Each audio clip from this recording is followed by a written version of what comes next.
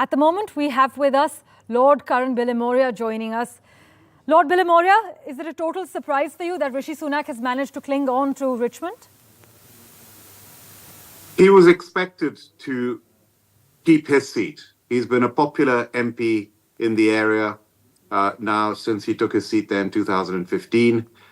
There was a little bit of hesitation because he's made many mistakes throughout his prime ministership, and including the election itself. Calling this campaign was completely the wrong thing to have done. He didn't consult anybody. He didn't inform anyone. And then, in mistake after mistake, he made the announcement of the campaign in pouring rain. He then, later on... Which made for very powerful visuals, very metaphoric. And he then, one of the worst mistakes he made during the campaign was not staying on for the end of it with the leaders, with the world leaders at D-Day. I mean, that was shocking. I just personally could not believe somebody could make such a mistake. You can't blame it on his advisors. He should have known better not to do something like that. And that really was, and he's got a big military garrison in his constituency. So that's why people worried that went down extremely badly in the whole country, and particularly with the armed forces, particularly with veterans. So that was why people said, oh, maybe he won't even keep his own seat. He's kept his seat quite comfortably, but he's also, in his acceptance speech just now, conceded that they have lost the election. And they've not only lost the election, they've been completely demolished. And these results come out, and very soon you will see the 325 mark being crossed, 650 seats in the House of Commons, and the Labour are on their way to well over 400 seats. This is a record. Tony Blair won with an over 170 seat majority when he became Prime Minister for the first time in 1997. It looks like Keir Starmer is going to be doing around the same. Well, Mr. Sunak has said that the British people have delivered a sobering verdict. And even before the Labour Party has indeed reached that 326 mark, he has in fact said that they have won. But Lord Bilimoria, if we talk about the economy, the Shadow Chancellor, Rachel Reeves, has accused the Conservatives of vandalising the economy over the last 14 years, but also admitted that it would take the Labour lots of time to actually turn Britain around, don't you think? The mistakes that have been made in the last 14 years of Conservative government, it's a catalogue. If you go back to 2010, when they took over, and please remember, these things go in phases. I mean, yes. Margaret Thatcher, John Major, 18 years of Conservative government, followed by Tony Blair and Gordon Brown, they had 13 years of a Labour government from 1997 to 2010. And now we've had 14 years of Conservative-led governments. And in those 14 years, Gordon Brown, people give credit for saving the economy through the financial crisis of 2007, 8 and 9. But the Conservatives had a huge period of austerity under David Cameron and George Osborne. And that really hit our economy. It meant we had no growth. We had flatlining productivity for many years. And then you had the biggest mistake of them all, and that was Brexit. And Brexit 8 years ago has created the turmoil that we've had, which has affected the economy as well. We've had 5 prime ministers. I don't know how many chancellors, how many other cabinet ministers, a revolving door, and the economy has been an absolute disaster. We've had no or low growth, and you can blame some of it on the pandemic, some of it on Putin's invasion of Ukraine. But really, a lot of it has been a complete mismanagement thanks to the biggest mistake, which was Brexit, which was the biggest act of self-harm a country could do to itself. And that is thanks to the Conservative Party that we've got this Brexit and the damage done. And Rishi Sunak himself, I remember meeting him in February in 2016, right, the day the referendum was called. And he said to me, Karan, I'm for Brexit. I want to leave the European Union. I couldn't believe it. My jaw dropped and I was speechless. Well, in retrospect, I'm pretty sure he's sitting and mulling over the things he said to you back in 2016, Lord Bilimoria. But could a landslide victory for Keir Starmer, which well ahead, I mean, he's going to cross 400, his party is, could his landslide victory actually hand Britain a stability premium in global markets? Without a doubt. We are crying out for stability. I was for 2 years until June 2022, the president of the Confederation of British Industry, the CBI, Yes. the largest business organization in the UK. I dealt with Keir Starmer personally, with Rachel Reeves.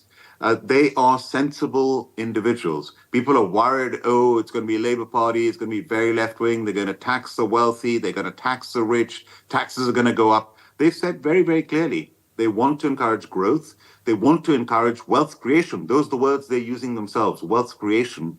And to do that, you can't just raise taxes to generate the growth. So they know they can't do that. I think they're going to be very sensible. I think we're going to have a period of stability. And I think the Labour Party should be looking at a period of 15 years. And as I've told you, the history, it's 18 years, 13 years, 14 years. Now they'll probably be looking at 15 years. And with this sort of a majority, they have the ability to give that stability that Britain desperately needs. And please remember, our inward investment, as a result of the mistakes made by the Conservative Party and Brexit in particular, has plummeted. We used to be the second largest recipient of inward investment in the world, something I was always very proud of. We no longer are. And now we need to rebuild that confidence so that Britain brings in that money, brings in that inward investment, and that's got to be a priority for the Labour government. Lord Bilimoria, Mr. Starmer has declared that Labour would seek a closer relationship with India and the British Indian community as well.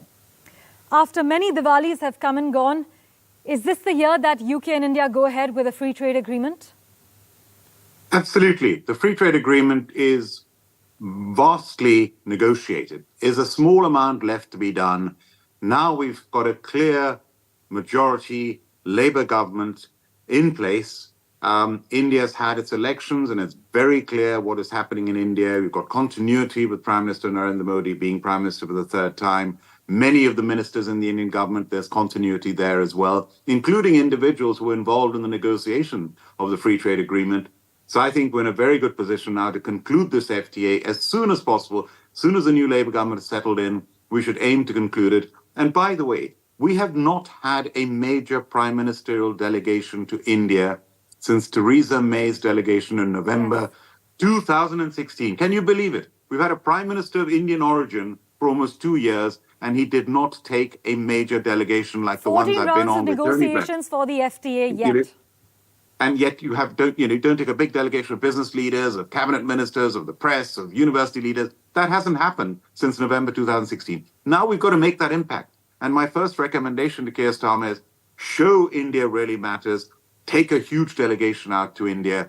Get that free trade agreement secured. And one of the most important things that Keir Starmer made in his speech, he said it's not just change for the country. He said his party, the Labour Party, has changed.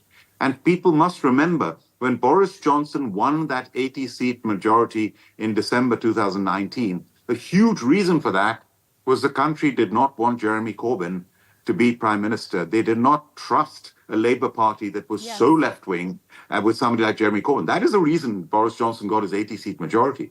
Now you have a Labour Party that is saying very clearly, we are sensible. We put the country first, we put the party second, and we have changed as a party. And that is now how they're going to deliver and growth with the economy, creating jobs, making sure taxes are not just raised. All those things that business has been scared about a Labour Party under somebody like Jeremy Corbyn, now with the Labour Party, with Keir Starmer and Rachel Reeves, who will be the Chancellor, the Finance Minister, I think we'll have a period of real stability when it comes to the economy and business, and at long last, instead of the turmoil that we've had over the past 8 years. Right. As you mentioned, under Jeremy Corbyn, the Labour Party was actually widely perceived as antagonistic towards India, with its repeated references to Kashmir as well, to appeal to Britain's Muslim vote bank, the Muslim community there. Any drastic changes expected this time around? I think, again, those are the old days. This is the Labour Party we've got to try and think about now is the modern Labour Party that Tony Blair, you've got to give him great credit, transformed his party when he became a business-friendly leader of a Labour Party that had this image of being very left-wing. All the issues with India that had taken place in the past, those are all history. We've had David Lammy has come out to India. The shadow business secretary came out to India. They're very, very serious about it. We've just had the India Global Forum, a whole India week in London just now. And I mean, there was David Lammy, who might be the new foreign secretary. You should have heard him speaking about India. It was a number one priority to him. There's also uncertainty, Lord Bilimoria, about whether Labour would actually continue the Indo-Pacific tilt initiated by the Tories. Any perspective on that so far? I don't see why not at all, because we know how important the Indo... In fact, remember, it's been renamed. It always used to be called the Asia-Pacific. It's now been renamed as the Indo-Pacific. That's how important India is to the United Kingdom. So they will continue on that. And when it comes to security, they've said they will continue with our nuclear deterrent, which is one of Britain's strongest elements of our defense, is that 24-hour-a-day, 365-day-a-year nuclear deterrent in our submarines. The Labour's going to continue with that. And of course, NATO, being a part of NATO, the second biggest defense power in NATO after the United States of America, is very much going to be a priority for a Labour government. In fact, that's also going to be Keir Starmer's first official attendance point on the global stage. But in terms of the collaboration in critical areas such as artificial intelligence and semiconductors, as well as high-performance computing, Lord Bilimoria, India and UK, do you see more collaboration in terms of these areas? I know British firms have pledged investments of 30,000 crore rupees towards India's semiconductor ecosystem especially. Yes, this is an area where we've got to collaborate much, much more. And I think when it comes to trade and business and investment, our bilateral trade at the moment is about £39 billion. It should be many times higher than that. And when it comes to collaboration, I'm Chancellor of the University of Birmingham. Just last year, we launched a joint master's degree with IIT Madras for 18 months for Indians and people from the UK to attend this on AI and data science. A joint degree, you come out of it with a degree from Birmingham University and IIT Madras. How wonderful is that? The students spend time in India, they spend time in the UK. That is the future, collaborating really closely together, government to government, university to university, business to business. Well, Lord Bilimoria, it's always a pleasure to hear your perspective. Thank you so much for making time for us.